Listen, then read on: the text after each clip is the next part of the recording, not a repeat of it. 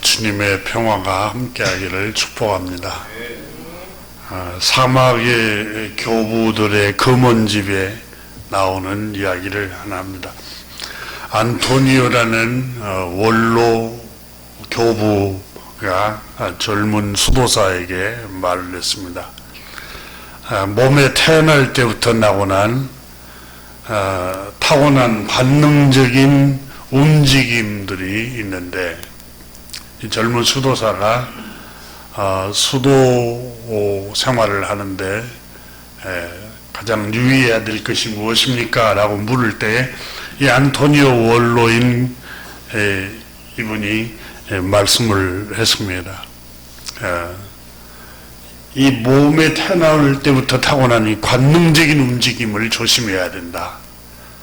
이 관능적인 움직임이란 말은 육체의 쾌감이나 성적인 욕망을 자극하는 감각들, 사람의 오감, 시각, 청각, 후각, 미각, 촉각을 강렬하게 자극하여 매혹적인 느낌을 주는 분위기나 대상, 이걸 관능적인 움직임이라고 하는데, 그걸 조심하라는 겁니다. 수도 생활에서 경건한 생활을 하기 위해서는 그걸 조심해야 된다, 이렇게 말하고 있습니다. 그런 움직임들은 누구에게나 다 타고나게 있는데, 문제는 자신의 마음에 동의가 없이는 아무런 결과도 되지 않을 걸세, 이렇게 말합니다. 그러니까 누구에게나 다 이런 관능적인 타고난 움직임들이 마음에 일어납니다. 우리 육체 안에. 그런데 그걸 자기가 마음으로 동의를 했을 때에 그게 빠지는 거지, 마음으로 강한 마음을 품고 동의하지 않으면 안 빠진다는 겁니다. 마음의 문제라는 거예요. 자신의 마음에 동의가 없으면 아무 결과도 내지 않을 걸세. 단지 몸속에 있는 하나의 무익한 운동을 표현할 뿐이라고 할 수 있겠지, 마음에 동의를 하지 않으면. 또 하나의 움직임들은 우리 몸에 음식이 또 음료로 포만해졌거나 후끈해진 데서 오는데, 이것이 우리 몸을, 관능적인 것을 자극한다는 겁니다. 그래서 이 연세가 많은 교부, 이 수도사님은 젊은 수도사에게 말했습니다. 그렇기 때문에 바울 사도 선생님께서는 술 취하지 마시오, 방탕한 생활이 거기에서 옵니다, 이렇게 말했습니다. 또 제자들에게 가르침에 있어서 복음서에 흥청대며 먹고 마시는 일에 마음을 뺏기지 않도록 조심하라, 이렇게 말씀하신 이유가 바로 이것입니다 라고 했습니다. 그래서 육체 향락에 대한 유혹을 받는 사람들은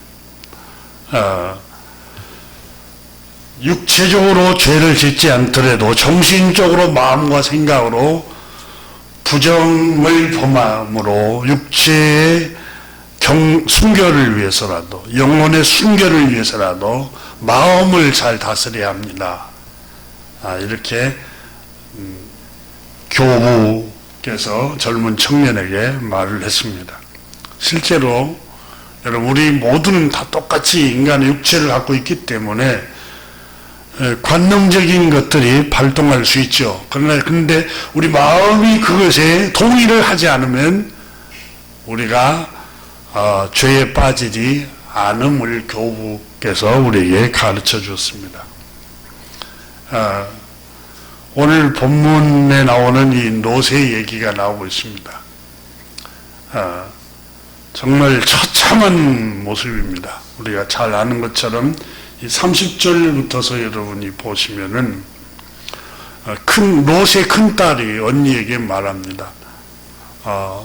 소돔성에서 살고 있는 그 도시가 다 멸망을 했으므로 이제 아우에게, 언니가 여동생에게 말을 합니다. 아버지가 늙어가고 있고 이 땅에는 우리가 시집갈 남자가 없는데, 또 자손도 없는데 아버지에게 술을 대접하여 취하게 한 뒤에 아버지에게 들어가서 씨를 받도록 하자. 잠자리, 아버지하고 잠자리 하자 하고 언니가 얘기를 하면서 아버지에게 술을 먹입니다. 술을 취하도록 해요, 롯에게. 그리고 그날 밤에 아버지하고 잠자리를 들어서 아이를 멉니다. 이게 성경에 기록이 된 얘기, 성경에. 그리고 둘째 딸에게도 어젯밤에는 내가 그랬으니 오늘 밤에는 너가 아버지의 술을 대접을 해서 아버지하고 술 취했을 때 잠자리를 같이 해서 자식을 낳자 하고 또 자기 여동생에게 그렇게 얘기를 합니다. 그래서 여동생도 자기 아버지에게 술을 먹여서 아버지는 술 취하고 그래서 자기 작은 딸이 자기와 같이 저녁에 잠자리에 든지도 모릅니다. 그래서 오늘 성경에 보니까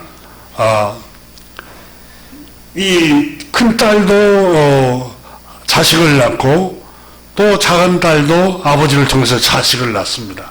이게 오늘 본문에 기록된 얘기예요. 성경에 이렇게 부도덕한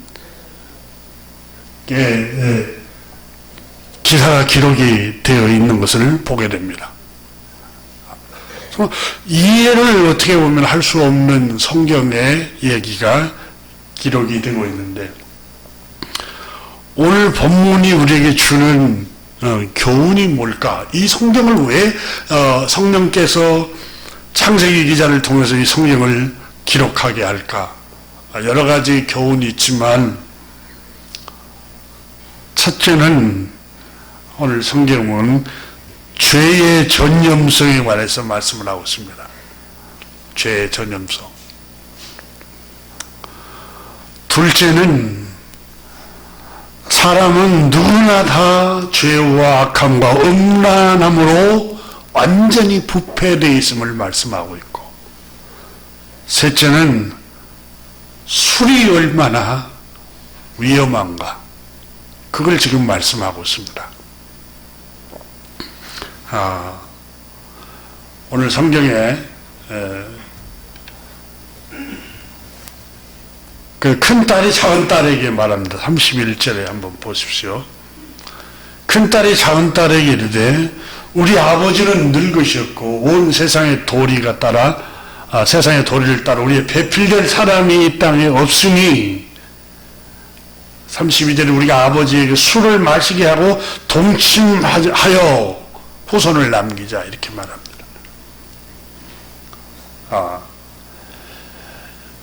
그리고 34절을 보십시오. 이튿날 큰딸이 작은딸에게 이르되 어젯밤에는 내가 아버지와 동침하시니 오늘 밤도 우리가 아버지에게 술을 마시게 하고 이제는 너가 들어가 동침하라, 이렇게 권합니다.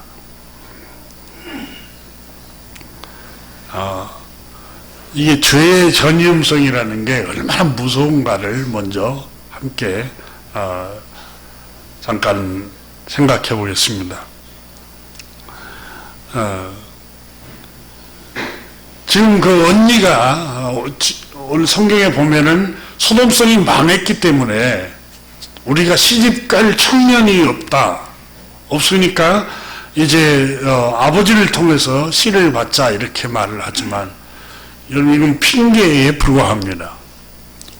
소돔과 고모라 성은 망했지만 지금 롯이 도망쳐 나온 곳은 하나님이 잠깐 롯을 살려주면서 멀리 가면 우리가 죽을 수 있으니까 가까운 성읍으로 가게 해주세요. 소알이라는 도시로 왔습니다.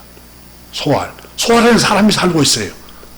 거기에는 청년들, 남자 청년들도 많이 있죠. 소알에는. 그런데 두려운 나머지 이 롯의 가정은 산속으로 들어가서 굴을 파서 생활을 합니다.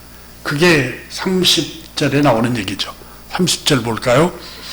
롯이 소알에 거주하기를 두려워하여 두 딸과 함께 소알에서 나와 산에 올라가 거주하되 그 두 딸과 함께 굴에 거주하였더니, 네. 살고 있는 집이 어디냐면 굴에서 살고 있었다. 소알이라는 도시로 나왔는데 그 소알 도시에서도 두려워했다. 왜냐하면 여러분 소돔성이 불과 유황으로 하나님 멸망을 시켜버리잖아요. 아까 엄란한 것 때문에. 근데 혹시 소알도 하나님께서 심판하고 불과 유황으로 다 태워버릴까봐 두려움이 생긴 거예요. 그래서 이제 우리 아무도 없는 산으로 들어가자. 산에 들어가서 굴을 파고 살자. 이렇게 굴 팔고 롯과 두 딸이 깊은 산속에 들어가서 살게 된 것입니다. 근데 이곳에서 자손을 퍼뜨리지 않아도 소알에도 살고 있고 다른 도시에도 사람이 살고 있는데 구태여 롯의 큰딸이 이런 제안을 왜 하느냐 그 말입니다. 이건 소돔성의 죄악, 소돔성의 음란한 문화, 음란한 관습. 소돔성이 사회가 완전히 음란한 게 그냥 그 당대의 사회생활이었어요. 성적인 자유함, 성적인 타락. 그러니까 이것이 그 당시의 사회상이었어요. 그 당시에.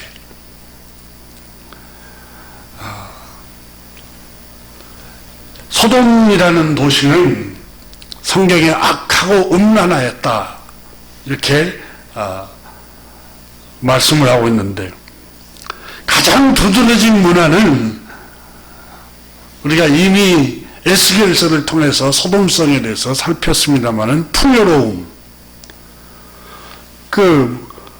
육체 향락이 만연해 있었어요. 그 성이. 근데 육체 향락과 음란함이 그 사회의 상이었어요. 그러니까 여러분 외도하는 거 그 이상한 일이 아니었어요. 그 당시 사회. 그냥 사회의 상식이었어. 상식. 죄라는 생각을 안 하는 거예요.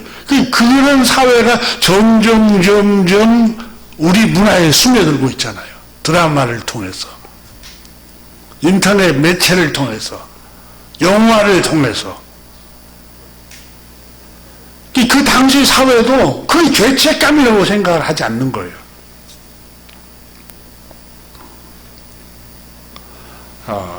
표면적인 이유는 자손을 퍼뜨리자. 이렇게 표면적. 내가 그럴 수밖에 없었다고.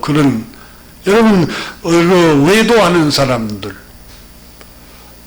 바람을 피우는 사람들, 그럴 수밖에 없었다고 합리적인 이유를 대지 않습니까?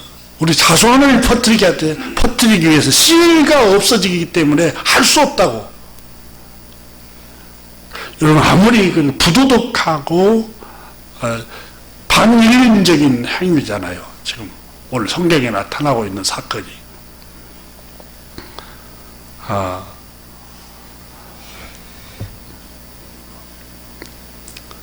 강조하고 있는 게 뭐냐면 33절 보세요.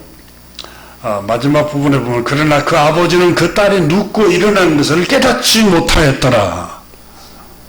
뭐가 그렇게 만드냐? 술이 그렇게 만든다는 거예요. 이렇게 알코올이라는 성분은 동물적인 인간으로 만들어버려요. 이성을 마비시켜버립니다. 중추신경이 여러분 이게 뒤에 이렇게 등뼈로 내려가는데 뇌에서 그 마비를 시켜버려요. 술은. 그래서 여러분, 그 힘 있는 사람들, 그런 욕망으로 불탄 사람들은 반드시 술을 먹여요. 밑에 그 직장 동료나 또 밑에 직장 일을 하는 사람들에게 술을 먹이는 이유가 있어요, 다. 이게 악한 마음 때문에 그렇습니다. 술 문화가 계속 퍼뜨리면은 어디가 좋아하겠어요? 소주 회사, 그 다음에 맥주 회사, 우리나라 주류업을 하고 있는 대기업들이 좋아합니다. 많이 팔리니까요. 그 본문을 보면 35절도 한번 보세요. 그러나 아버지는 끝부분에는 그 딸이 눕고 일어난 것을 깨닫지 못하였더라. 또 그렇게 기록이 돼요. 그렇죠? 왜 깨닫지 못했을까요? 자기 딸인지 왜 분간을 못할까요? 이게 자기가 낳은 딸인지를 분간을 못할 정도로 이게 뭐냐면 술, 알코올이 이렇게 위험하다는 거예요. 짐승이 되게 만들어버려요, 알코올이. 자, 이 술에 관해서 함께 조금 후에 더 나누기로 하고, 먼저 죄의 전염성에 관해서 얼마나 죄의 전염이 강한가. 과학자들은 여러분, 환경이 우리 인간에게 미치는 영향이 성격을 형성하는데 40% 50%를 좌우한대요. 환경, 우리에게 둘러싸여 있는 환경이 그 사람의 성격을 결정한다는 게 거의 절반에 가까워. 물론 반은 유전자고 또 절반은 환경이에요. 환경.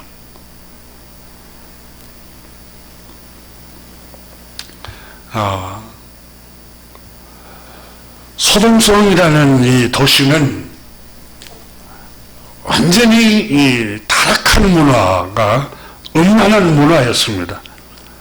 그때 당시의 생활상이 어땠는가를 보여줍니다. 우리가 이미 19장에서 같이 나눴잖아요.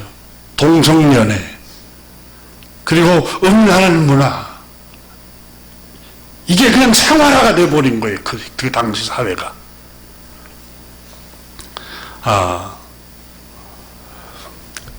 그래서 성경에는 베드로후서를 한번 여러분 같이 2장을 열어보시면 이 롯의 두 딸들이 왜 그 문화에 젖어버렸는가를 확인시켜주는 사도 베드로가, 주님의 제자 베드로가 그때 당시의 모습을 이렇게 설명을 하고 있습니다. 베드로후서 2장 7절 신약성경 7절과 8절을 보시면 함께 읽어볼까요? 무법한 자들의 음란한 행실로 말미암아 고통당하는 의로운 롯을 건지셨으니. 자, 무법한 자들, 그게 불법이라고 생각하지 않았다는 거예요. 무법이라면 법이 없어요, 법이. 법을 어기고, 윤리를 어기고, 도덕을 어기고, 이런 죄의식이 없어요. 무법한 자들의 음란한 행실로 말미암아 누가 고통을 당하고 있어요? 롯이 고통을 당했다. 롯은 그게 하나님의 법에 어긋난다는 걸 아니까 그걸 고통스러운 거예요. 그런 생활을 보고 있는 게. 그 다음 절 보세요. 8절 시작. 이는 이 의인이 그들 중에 거하여 날마다 저 불법한 행실을 보고 들음으로 그 의로운 심령이 상함이라. 여러분, 이 8절이 중요한 말씀이 있어요. 그들 중에 거하여, 거한단 말이에요. 거자는 살 것자를 말해요, 한자로. 그 가운데에 함께 살고 있어요. 저 무고한 자다. 양심의 끄리낌이 하나도 없어요. 죄책감도 없어요. 그게 당연해요, 그 사회상이. 그리고 음란하고 외도하는 생활들이 그게 그날 그 풍습이고, 그게 관심이었어요. 그게 사회상이었고. 그런데 말씀을 알고 있는 노선, 그게 괴로운 거예요. 그게 괴로운 거예요. 하나님 싫어하시는 일인데, 주님이 역겨워하시는 일인데. 근데 중요한 건 8절 보세요. 이는 이 의인이 그들 중에 거하여 날마다 저 불법의 행실을 보고 듣고 날마다 그 환경을 보고 있는 거예요. 옆집에서, 앞집에서, 뒷집에서, 직장 생활에서도, 직장 동료 간에도, 직장 상사 간에도, 모든 게 다 날마다 그걸 다 보고 듣고, 보세요. 보고 듣고 끊임없이 유튜브나 인터넷이나 영화나 드라마나 그런 책이나 그 날마다 그걸 보고 듣는다고 생각해 보세요.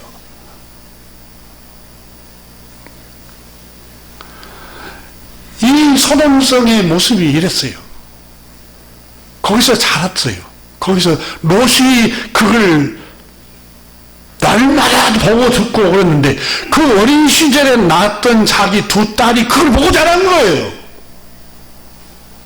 그 어린 두 딸이 어렸을 적부터 그걸 보고 자란 거예요. 옆집에서, 앞집에서, 뒷집에서, 사회가 온통 다, 그럼 이게 상식이고 이게 생활인 것 같구나. 죄책감이 없는 거예요. 환경이 얼마나 그 아이들에게 미치는 성향과 영향이 큰가. 과학자들이 40~50%라고 그러잖아요. 성격 형성이. 죄책감이 없어요.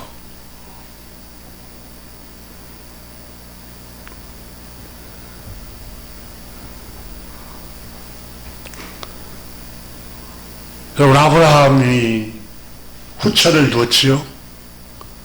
야곱 보세요. 손자. 그대로 전염이 되잖아요.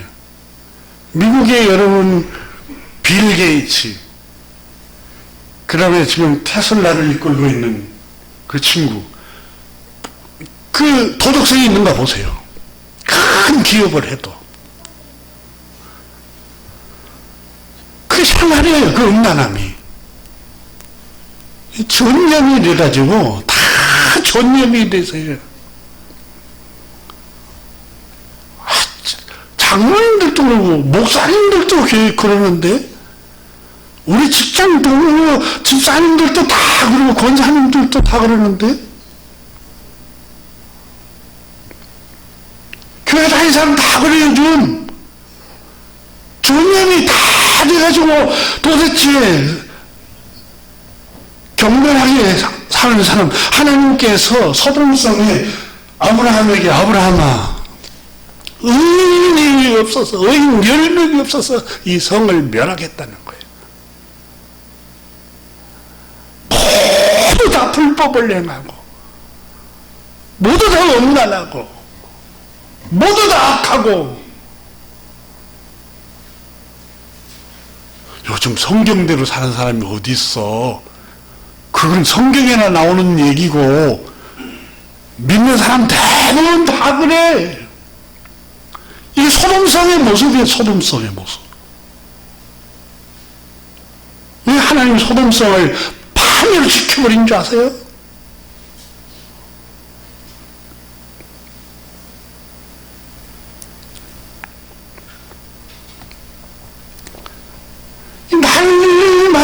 불법한 행실을 보고 듣고 자라는데 그 롯의 두 딸 아이가 그걸 보고 자란 거예요. 아, 술 먹으면은 알아보지 못하니까 그 음란하고 쾌락을 즐기고 관능적인 것에 자기 몸을 다 맡겨버리구나. 요즘 직장 들어와서 술 안 먹는 사람이 어디 있어? 한 잔, 두 잔 하고, 야, 회식에 참석 안 하면 직장생활 어떻게 하려고 그래? 2차 안 가면 어떻게 하려고 그래? 이 문화로, 관습으로, 전통으로 계속해서 가스라이팅을 시켜요, 사회가. 소동성이 그랬어요. 오늘날 우리 사회도 그렇잖아요, 우리 사회도. 근데 경건하게 살려고 하는 사람들은 그게 괴로운 거예요. 그게 괴로워.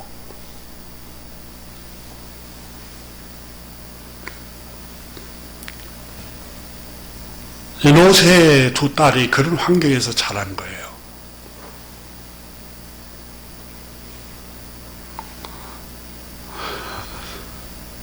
우리는 하나님의 말씀을 비추면서 왜 하나님 말씀은 이렇게 적나라한 모습까지 기록을 해놔서 수치스럽고 부끄러운 모습을 성경에 기록해 놨을까?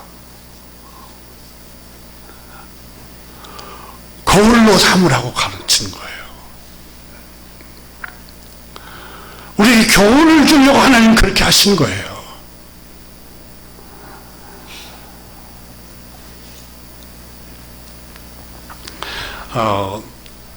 이 베드로후서 2장 7, 8절을 표준 세번역 성경은 다음과 같이 번역했습니다. 더 쉽게.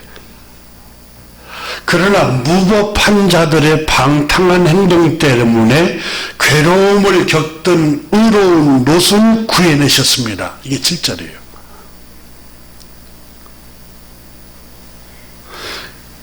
8절에는 그것은 의인인 그가 그들 가운데 살면서 보고 듣는 그들의 무법한 행실 때문에 날마다 그의 의로운 영혼의 고통을 느끼고 있었기 때문입니다.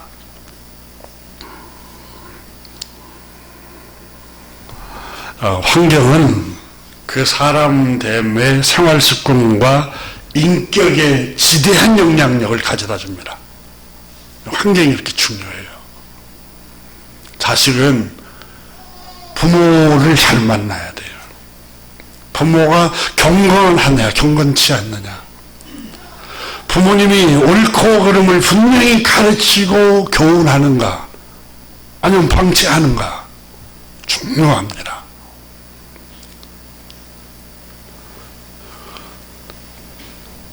부모는 자식의 거울이에요. 아버지가 한 대로 따라서 해요. 엄마가 한 대로 따라서 하고요. 내 자식이 잘 되고 잘 자라고 반듯하게 자라기를 원하면 내가 먼저 반듯한 길을 가야 돼요. 내가 먼저 보여줘야 돼요. 아버지, 어머니가 먼저 경건한 생활을 해야 돼요. 그래야 자녀가 그걸 보고 따라오죠. 사람은 나는 부모님께 잘 못해도 내가 키우는 자식은 너희들은 나한테 잘해. 그럼 그 자식들이 보고 자랐는데 뭘 잘해요?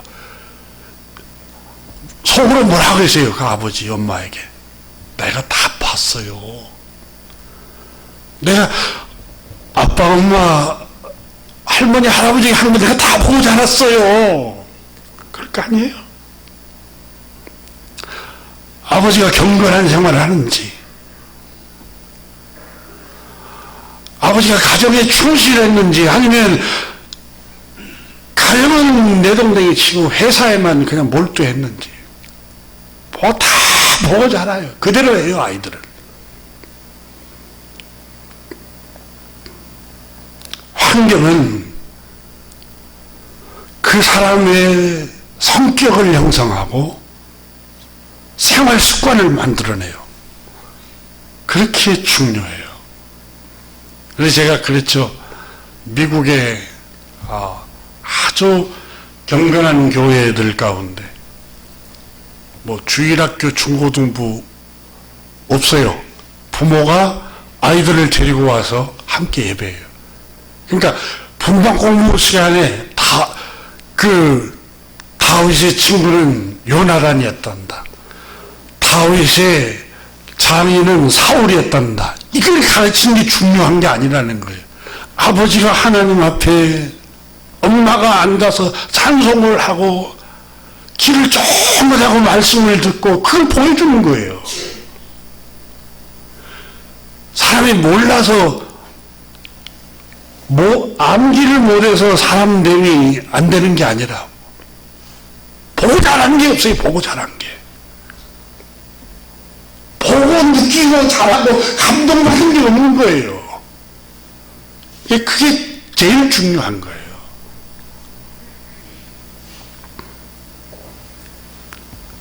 그럼 부모가 금수하잖아요. 자녀들 따라서 해요. 부모가 명품 좋아하잖아요. 자녀들 그대로 따라서 해요. 환경은 그 사람의 생활 습관과 성격을 형성해요. 이게 예배 시간에 이렇게 주일날 경건하게 하나님 전에 올라오는 거 얼마나 중요한가 몰라요. 이 생활 습관 중에.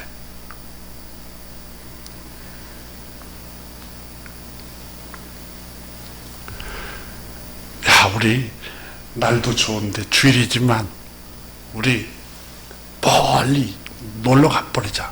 아이들을 다 보죠. 아이들이. 그리고 아이들 경건한 생활하지 않으면은 아무리 조금 커가지고 이제 머리가 자랄 때 말해보세요. 듣는 거 안 들어요. 그래서 마땅히 행할 길을 잠언에 어릴 때 가르치라. 그래야면 늙어서도 그 길을 떠나지 않으리라. 우리 속담에도 3살 버릇이 80까지 간다고 그러잖아요. 그러니까 어렸을 때부터 경건한 습관을 들여야 돼. 경건하게 훈련하고.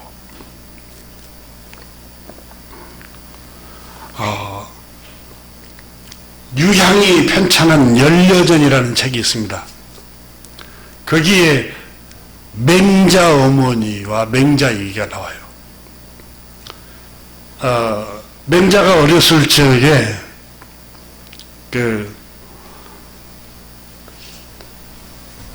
맹자 어머니가 가난해서 죽는 사람 상여 메고 가는 그 동네에서 살다 보니까, 장례를 치러주는 곳에서 살다 보니까 맨날 장례 행을 흉만내고 또 울고 슬퍼하는 모습을 보고 자라니까 맨날 그 흉만내는 거예요. 맹자가. 어머니가 깜짝 놀라서 이러다가는 아이를 망치겠구나 라고 생각을 합니다. 그래서 시장에서 장사도 할 겸 해서 시장 사람들이 시끌벅적 하는 곳에 가까이 이사를 갔습니다. 갔더니 하루 종일 그 맹자가 다시 장사하는 흉내만 내고 소리를 치르면서 이 물건 사라고. 이라는 또 이 아이를 학문을 공부를 못 시키겠구나 하는 생각이 들어서 이제는 글을 읽는 학교 옆으로 이사를 가지 않습니까? 그곳에서 선생님들과 학생들 사이에 글 읽는 소리, 서로 배우고 예의를 지키고 또 공경하고 양보하고 겸손한 생활 태도를 하는 이런 모습들을 보고 자라요. 그래서 맹자 어머니가 바로 여기에 터를 잡아야 되겠다라고 생각하면서 그곳에 터를 잡습니다. 이게 유래에 대해서 맹모당기지교라는 말이 나왔어요. 그러니까 이 맹자가 그냥 나온 게 아니에요. 어머니의 그 환경이 얼마나 이 아이에게 미치는 영향이 큰가.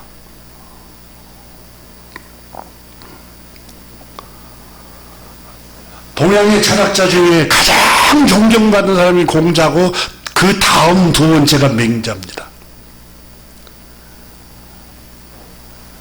그 맹자 선생이 한 유명한 말이 있죠. 맹자라는 책에 나오는 걸 한 대목 제가 소개하면 얼마만큼 이분이 훌륭한가.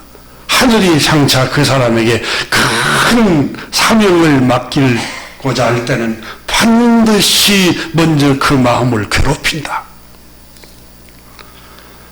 뼈마디가 꺾이는 고통을 주며 그 몸을 굶주리게 하고 생활을 공공하게 만들어 하는 일마다 뜻대로 되지 않게 한다. 하늘이 이 사람을 크게 사명을 주고 요긴하게 쓰려고 하는 사람들은 먼저 마음을 괴롭힌다. 그리고 뼈마디가 꺾이는 고통을 주고 그 몸을 굶주리게 하고 생활을 공공하게 만들고 하는 일마다 안 되게 만든다는 거예요. 하는 일마다 내 뜻대로 안 되게 만들어요.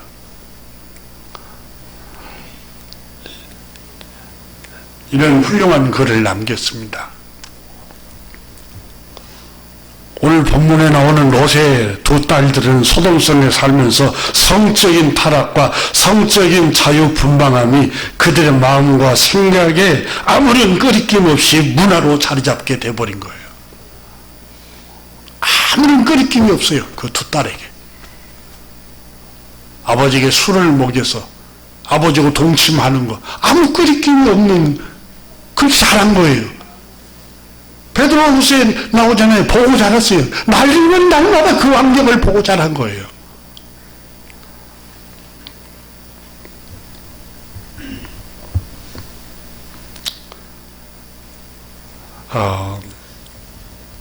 마치 여러분 조선시대에 한번 우리 선조들이 살았던 시대 한번 생각해 보세요.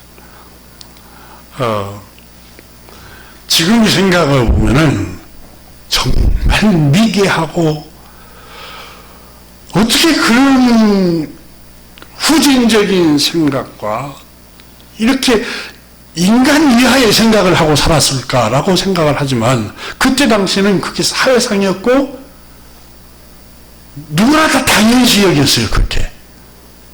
그렇게 사는 거 당연하게 여겼어요. 어떻게 해요? 남존 여비사상. 여자는 천하고 남자는 귀하고. 그때 당시에 그 사회에서 이따위 사상이 어디 있어, 이따위 관습과 사회문화가 어디 있어서 그런 생각을 거의 안 했어요. 당연하다라고 생각했어요.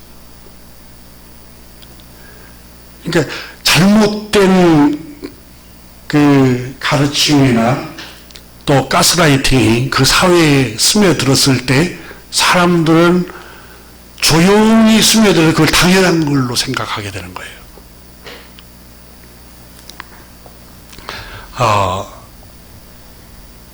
신분제도 있었잖아요.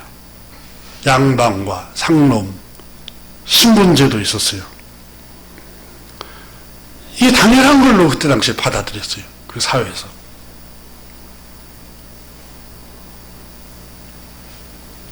오늘 성경에 나오는 이 롯의 두 딸들이 성적으로 자유분방하잖아요. 다 그때 당연한 걸로 받아들인 거예요. 당연한 거. 무슨 죄책감, 불법이라고 생각하지 않았어요. 모든 사람이 다 그런 생활을 하고 있으니까.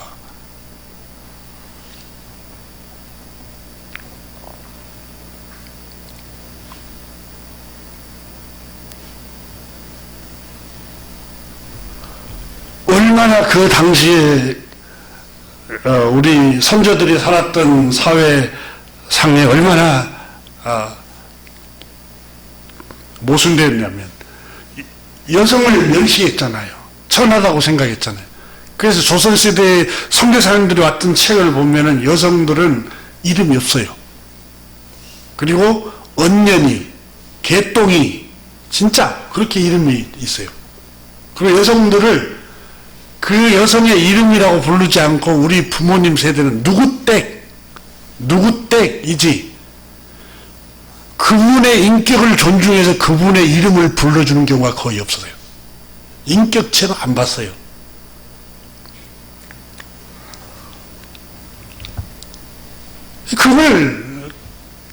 그리고 우리가 지금 70대 우리 선배님들, 그때 남자들만 공부시켰지 여성들 공부시키려고 안 했어요. 그 선배들이. 여성은 천하니까 남자만 존경하고 남자만 가르치려고 했어요. 그때 당시는 누구나 다 그 사회가 그러니까 당연한가 보다 이렇게 생각했어요. 근데 지금 생각해보면 어떤 생각이 들어요? 와, 정말 미친 사회였구나, 그런 생각이 들잖아요. 그게 문화에 한번 젖어들잖아요. 그럼 당연하게 받아들이는 거예요. 하나님의 말씀, 복음이 들어오자 그 복음의 생명의 말씀이 비치니까 어둠이 확 드러나는 거예요. 와, 이렇게 불합리하고 정말 회개망정한 사회였네. 하나님의 말씀이 비추니까 그게 보이기 시작한 거예요.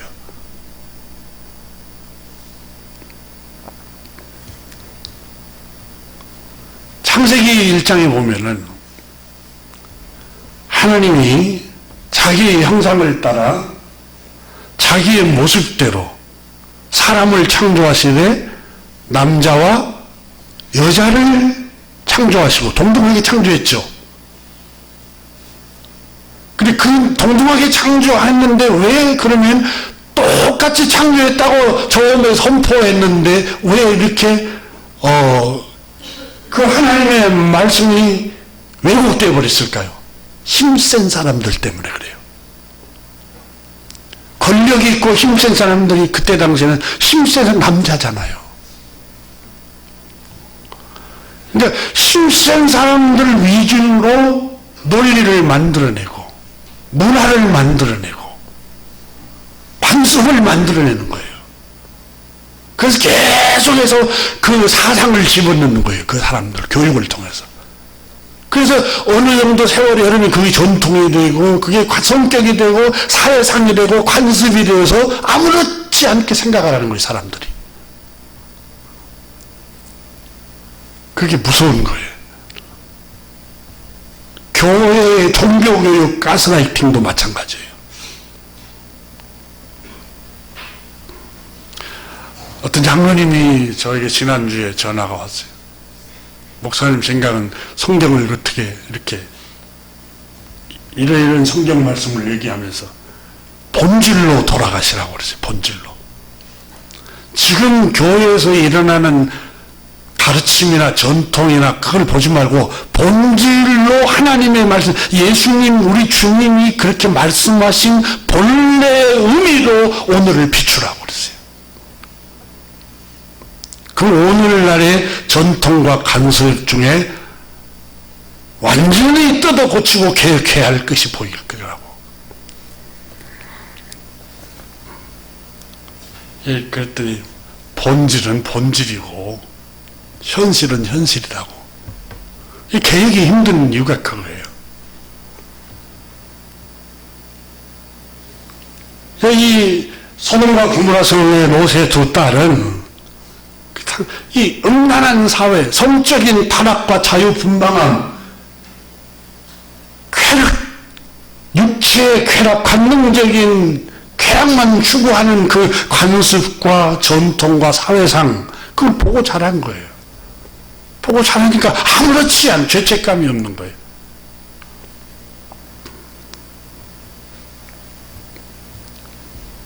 하나님의 말씀으로 우리가 양육을 받고 하나님의 말씀으로 우리가 비춤을 받고 우리 마음을 비춤을 받고 또 하나님의 말씀을 통해서 인도를 받는다는 것처럼 엄청난 축복이 없어요.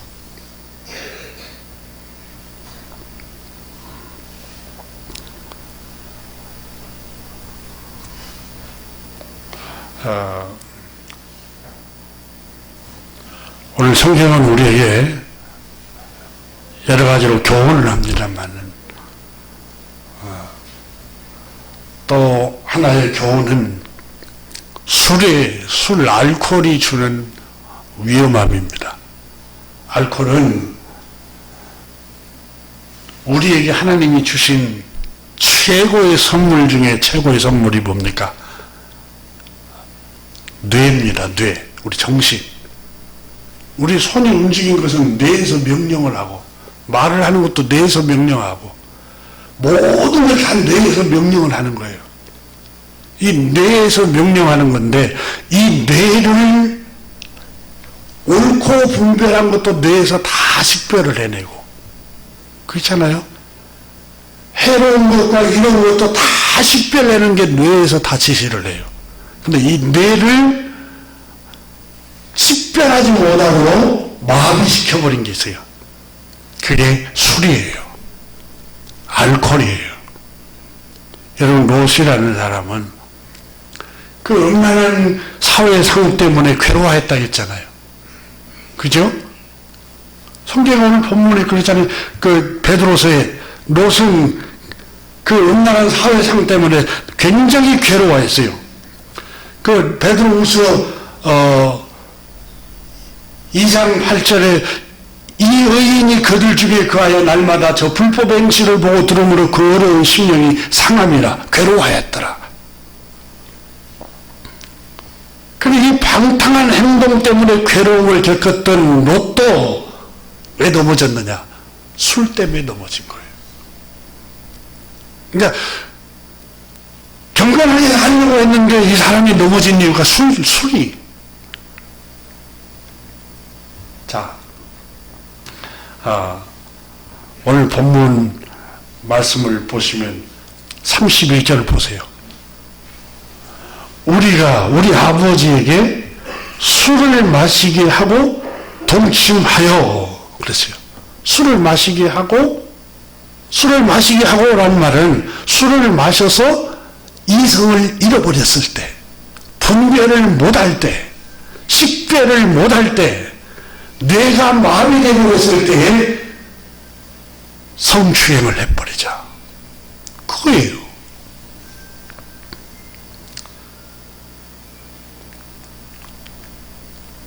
(33절에) 그 밤에 그들이 아버지에게 술을 마시게 하고 그랬어요. 큰 딸이 들어가서 그 아버지와 동침하니라. 아버지가 이게 창녀인지 자기 그 첩인지 와이프인지 자기 딸인지 누군지를 분간을 못하고 있어요. 분별력을 잃어버린 거예요. 술은 중추신경을 마비시켜서 여러분 이성을 잃어버리게 만듭니다. 분별력을 잃어버려요. 분별력을. 식별력을 잃어버려요. 사람이 분별력을 잃어버린 게 몇 개가 있어요. 성경에는 여러분 물리적으로는 이렇게 알코올, 술을 먹으면 분별력을 잃어버려요. 또 하나가 눈앞에 욕심을 너무 많이 내면 분별력을 잃어버린답니다. 욕심을 너무 많이 내잖아요. 그럼 분별력을 잃어버려요. 누가 여기 해가지고 돈을 많이 벌었다네. 뭘 했더니 돈을 많이 벌었다네. 그러면 나도 욕심이 나서 따라가면 돈을 다 잃게 됩니다. 절대 욕심을 내면 안 돼요.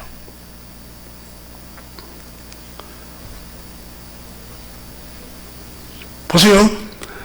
이성에 대한 욕심도 내고, 그럼 보세요. 그럼 자기 가정도 안 보여요.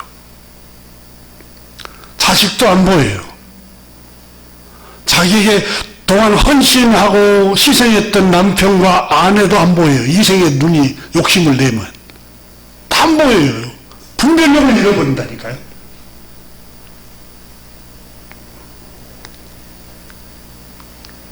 허영심의 눈이, 여러분,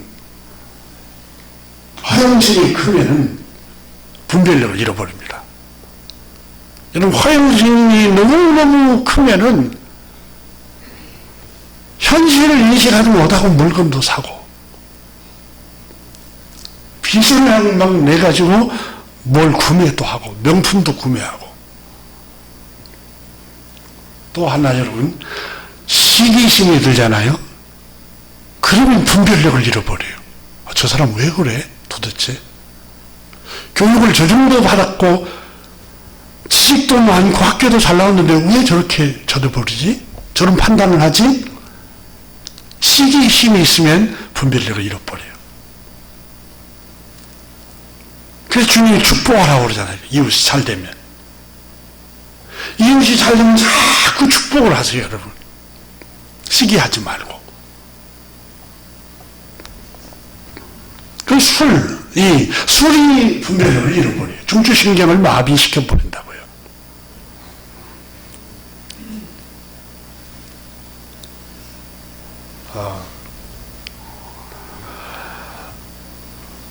우리 같이 잠언 23장을 같이 열어보세요. 술이 얼마만큼 우리 이성을 마비시켜버리는가.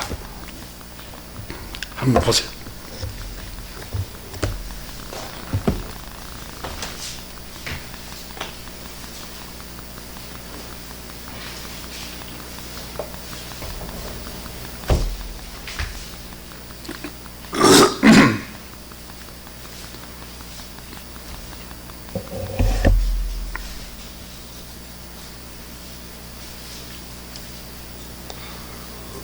잠언 23장 29절을 같이 한번 읽습니다. 재앙이 네게 있느뇨, 근심이 네게 있느뇨, 분쟁이 네게 있느뇨, 원망이 누구에게 있느뇨, 까닭 없는 상처가 누구에게 있느뇨, 붉은 눈이 누구에게 있느뇨. 술에, 이 30절, 술에 잠긴 자에게 있고 혼합한 술을 구하러 다니는 자에게 있느니라. 자, 여러분 중요한 말씀이, 재앙이 누구에게 있습니까? 제가 더 쉽게, 네게 있느냐고 쉽게 오늘날 우리말로, 재앙은, 불행은 누구에게 찾아옵니까? 근심은 누구에게, 어떤 가정에 찾아옵니까? 싸움이나 분쟁, 다툼은 누구에게 찾아오는 겁니까? 원망과 불평하는 것은 누구에게 찾아오는 겁니까? 여러분, 계속 원망하고 그런 사람, 술 취한 사람들 얘기 들어보세요. 끊임없이 원망하고 끊임없이 저주하고, 그놈 나쁜 놈, 그년 나쁜 년, 온갖 원망이 다 나오잖아요. 술 취한 사람들 보면은. 그리고 보세요. 술 취한 사람들 보면은 성경에 여러분 이성이, 분별력이 있는 사람들은 잠언에 그랬잖아요. 뚝이 터지기 전에 조금 셀 때에 막으라고 그러세요. 그렇죠? 여러분 큰 댐이 있어요. 댐을 막아놓고 있는데 조그마한 구멍에서 새고 있어요. 그럼 그걸 막지 않으면 점점 물이 더 새 나와서 옆에까지 허물게 됐죠. 그럼 결국은 그 뚝이 터져요. 그럼 그 밑에 나와서 다 잠겨서 다 망해요. 분쟁과 싸움은 이와 같았다고 그러죠, 잠언에. 그래서 더 큰 싸움이 일어나기 전에 시비를 거치라고 나와요. 시비가 일어날 수 있는 소지. 내가 대꾸를 하면 더 분쟁이 커지겠구나. 내가 더 이의를 제기하면 더 큰 싸움이 나겠구나. 온유한 말을 해야지.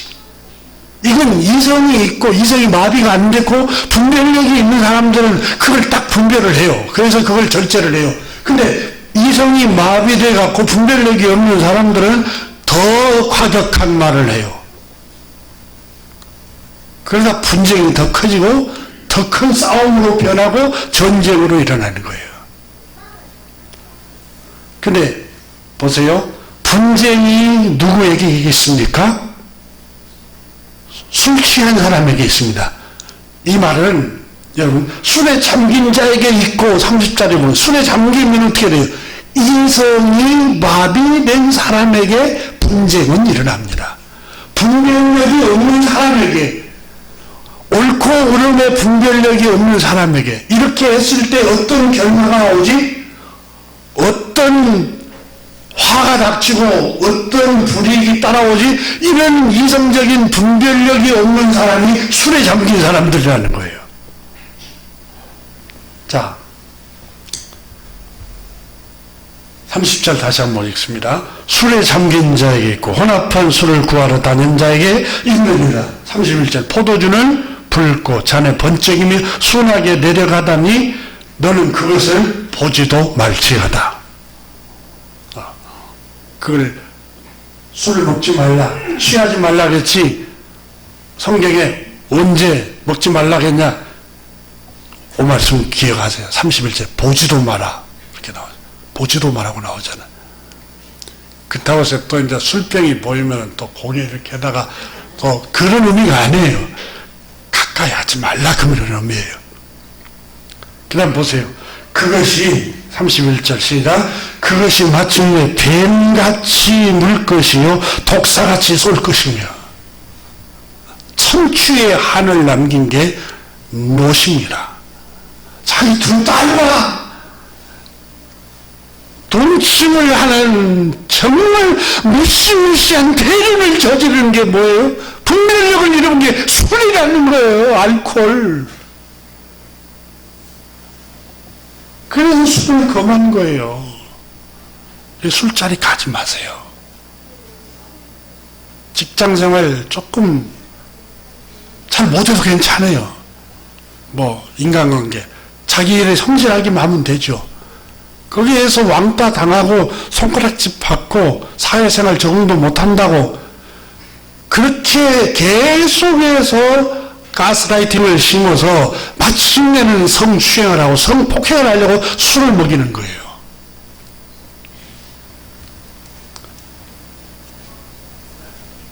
그 욕망을 품는 사람들이 자꾸 술자리를 만들려고 그러는 거예요. 오늘 성경에 보면은 그게 마침내 뱀같이 물 것이요 독사같이 쏠 것이며. 자, 33절 보세요. 이제부터 이성이 마비된 상태를 가르칩니다. 33절 보세요. 또 내 눈에는 괴이한 것이 보일 것이요 내 마음은 구부러진 말을 할 것이며. 말이 헛소리가 막 나와요. 술 취한 사람들. 그죠? 구부러진 말 헛소리도 나오고. 제가 서울에서 목회할 때 여기 예산으로 오기 전에 그 노숙자들 주님께서 배고픈 자에게 먹을 것을 주고 헐벗은 자에게 입을 것을 주면 그게 나를 데려오는 거라고 말씀을 그 말씀대로 노숙자들 쓰레기 줍는 그때 당시는 노숙자들이 있었어요. 갈 데가 없으니까 제가 데려다가 제 방에서 이렇게 제가 장가를 가지 않았을 때 재웠어요. 네, 그분이 여기 새벽 기도 시간에 또 와요. 또 아침에 새벽 기도 하러 내려가면은 교회 문을 개방을 해놓으니까 새벽 기도 오는 분들이 술 냄새가 꽉 차고 있는 거예요. 교회 안에. 그분 재워주니까. 술 취해가지고 와서. 술 냄새 때문에 교회 못 나오겠다고. 이런 소리도 듣기도 하고. 근데 그분 늘 이마에 피가 나왔길래 어느 날, 왜 이렇게 피를, 이마가 상처 났냐고, 누구 싸웠냐고 했더니 그게 아니라 술을 깼을 때 얘기를 하는데, 술을 이렇게 취하다 보니까 이 전봇대가 앞에 보이는데 이게 자기한테 담배를 하는데 이 쥐새끼만하게 보이더래요. 그 전봇대가 한 방이면 이게 가버릴 것 같더래요. 그래서 취해가지고 그 전봇대를 한 방에 박아버렸대요. 이렇게. 그냥 그때 전봇대가 뭐 쓰러져요. 자기만 상처가 엄청 나가죠. 그게 또 빨간 약도 발라주고. 이런 술 취하면 여러분 오늘 성경에 말씀하신 것처럼 말도 구부러지고 또 눈에는 괴이한 것이 보여요. 아무것도 아니게 보여요. 그러니까 이 롯이 술 취하니까 자기 딸로 보이겠어요? 두 딸이? 보이지 않죠. 그러면 술 왜 사람들이 취할까? 또 시험은 하지 마세요. 34절 보세요. 너는 바다 가운데 누운 자가 될 것이요 돛대 위에 누운 자가 될 것이며. 보세요. 돛대 위에 누운다고 하세요. 얼마나 돛대 위에 누워있다고 생각해 보세요. 희열을 느끼는 거 아니에요. 희열을.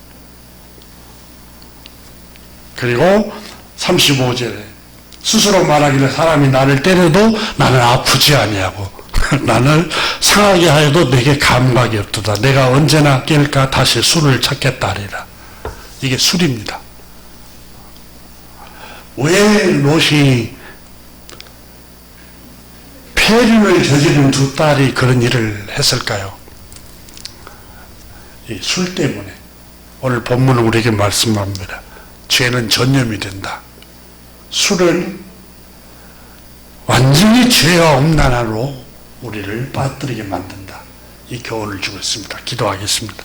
하나님 아버지 감사합니다. 오늘 아침에 저희들이 롯과 롯의 두 딸에 관해서 함께 말씀을 나누면서 이 환경이 주는 음란함과 악함과 더러운 환경이 주는 나에게 미치는 영향으로부터서 주님 멀리하게 하여 주옵소서. 그런 매체, 드라마, 유튜브, 소설, 인터넷 이런 것들을 주님 그런 환경으로부터서 주님 멀리 탈환하게 하여 주옵소서. 주님 또한 우리 이성을 마비시키고 분별력을 없애버리는 술 취함, 술을 하나님 보지도 말게 하여 주시고 욕망과 욕심, 시기심을 버려서 주님 순결한 마음, 순수한 마음으로 분별할 수 있는 마음을 주옵소서. 예수 그리스도의 이름으로 축복하며 기도드립니다. 아멘.